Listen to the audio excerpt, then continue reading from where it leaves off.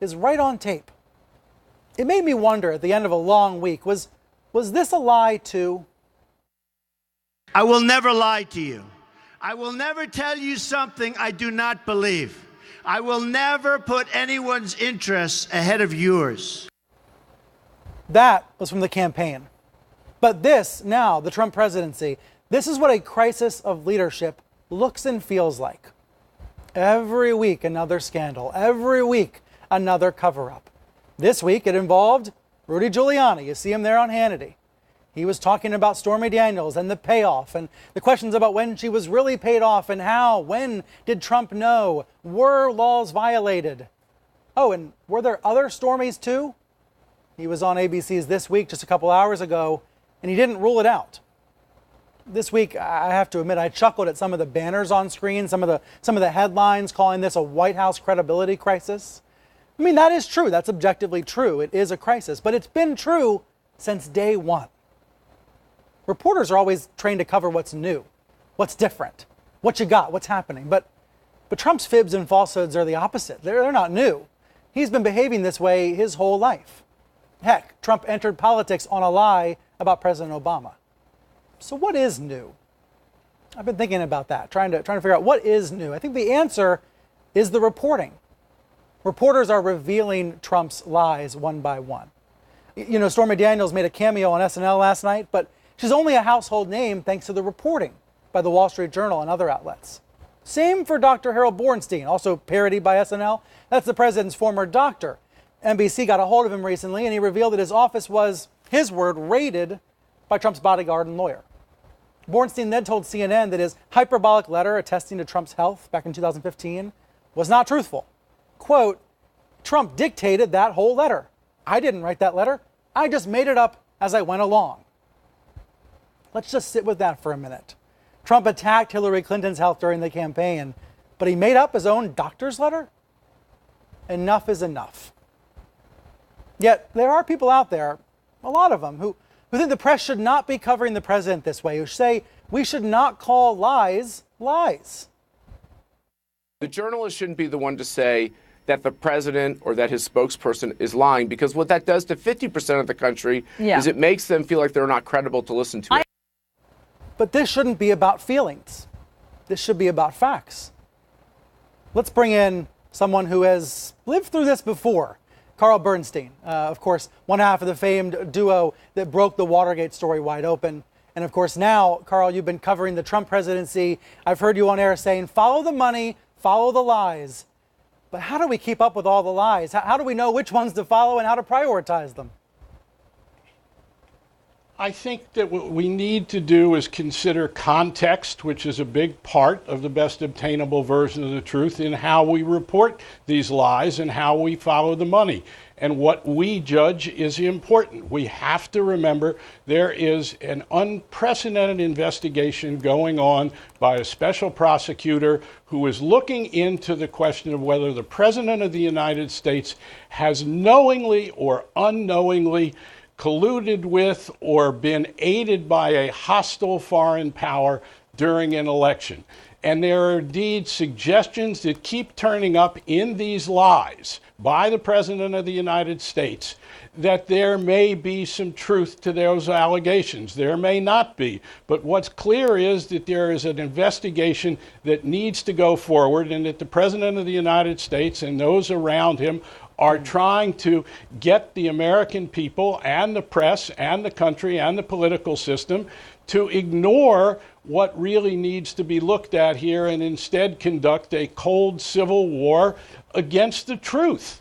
And all we are interested in here, and should be, is the truth. But the point I think that Matt Schlapp was trying to make earlier this week is that using the word lies, covering this administration so aggressively, it turns off his fans. Is that a point the press should reckon with? Yeah.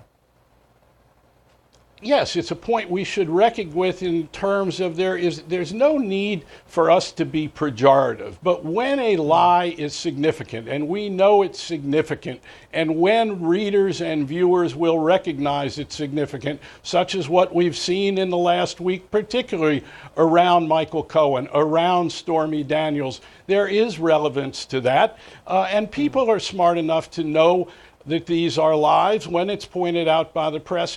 But I don't think we need to engage every moment in saying, liar, liar, liar, your pants are on fire. I think what we need to do is keep advancing the story wherever it leads, whether it's exculpatory of President Trump or whether, as seems to be the case, he is becoming deeper and deeper enmeshed in the question of collusion. And that is perhaps why, in the context of what we're reporting, we see more lying about everything from the President of the United States. And the most extraordinary thing, we keep talking about Rudy Giuliani, because he is now front and center, and what he has done, unlike any of the president's surrogates, is to picture the President of the United States as almost a grifter, with no interest in anything but conning the American people, with saying, as he said today, oh yeah, there might be more Stormy Daniels, there might be more hush payments. It's extraordinary what Giuliani is saying in the picture he, not the press, is presenting of a President of the United States who is totally unconcerned with truth, especially about this question of whether the Russians have interfered in our electoral campaigns, and he was a knowing or unknowing participant in what they were doing. Yeah, what we see instead from the Giulianis of the world is a lot of projection. He'll say it's the Democrats that are colluding. Let me show you a few examples of this, how Trump and his supporters respond to media critiques. The first I noticed was on Monday of this week. CNN was reporting that Chief of Staff John Kelly had privately called the president unhinged at one point. Then 45 minutes later, after CNN reported that, Trump said the press is unhinged. Coincidence? I don't know. Later in the week, all week long, coverage of the president's lack of credibility, calling it a crisis. And then on Saturday, where did Fox go? You guessed it, the media. The media has a credibility crisis. That's the banner there on screen. And, you know, another story, a story you were mentioned, you talked about, Carl. It's a Wall Street Journal scoop on Friday that the U.S. was probing Michael Cohen over cash he built up during the campaign, that he had taken out lines of credit to secure access to what, as much as $774,000. Here's how you reacted to that breaking news on Friday. This has, from the Wall Street Journal account, all the appearances of a campaign slush fund. And you're not the only one saying it. I see a lot of slush fund headlines on the web. So I don't think it's a coincidence this morning on Fox and Friends, the Trump fans Diamond and Silk were saying maybe the White House Correspondents Association is a slush fund. It's projection 101. We see it time and time again from the president and his supporters. I suppose there's not a lot the press can do about that except try to point it out. I wouldn't even bother to point it out. I think that, that there are times to engage in the press and there are times to let something go. And that's one of them, to let go and just do the story. Follow the money, follow the lies. But I think what we need to keep in mind here is what this is about. We now have seen how Donald Trump has succeeded to a large extent, understanding the country much better perhaps than the press. That by lying, by making the conduct of the press the issue instead of his own conduct and that of the Russians and what he and the Russians may or may not have done in concert, that he is succeeding in making our conduct the issue to a large extent. It appeals to his base. His base has put the Republican Party in thrall and fear of this president and this presidency. And one of the things we ought to be covering is whether or not the Republican Party is in such thrall that it is willing to give the President of the United States a pass on the question of whether or not he's acted in concert with a foreign power and undermine the interest of the United States as a candidate. That's what this story is about underneath it all.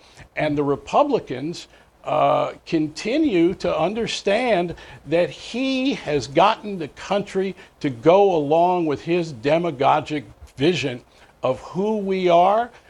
He has appealed, as all presidents do, to opposition to the press at one time or another, but he has realized that by stoking that fear over and over and over again and crying, witch hunt, witch hunt, witch hunt, witch hunt, that we will take our eyes off the big story and instead engage with him bit by bit, tit for tat. That's not what we ought to be doing. We need to be advancing this story as the Wall Street Journal, owned by Rupert Murdoch, friend of Donald Trump. It is hugely significant that the Wall Street Journal has broken one story after another about the president, his lying, his slush funds, all the rest, with his lawyer, supposed lawyer, his fixer, Mr. Cohen, who is at the center of all this right now, who was the glue, who can give us real answers about perhaps collusion,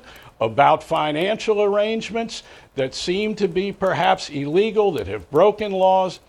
Look, we've got a big story to be covering. We're covering it very well, except when we get into the tit-for-tat trenches with the President of the United States. We need to keep our eye on the big picture, and that includes covering the Republican Party, because during Watergate, which really is, there's huge differences between Watergate and what we're seeing here, but there is one similarity, and that is trying to make the conduct of the press the issue.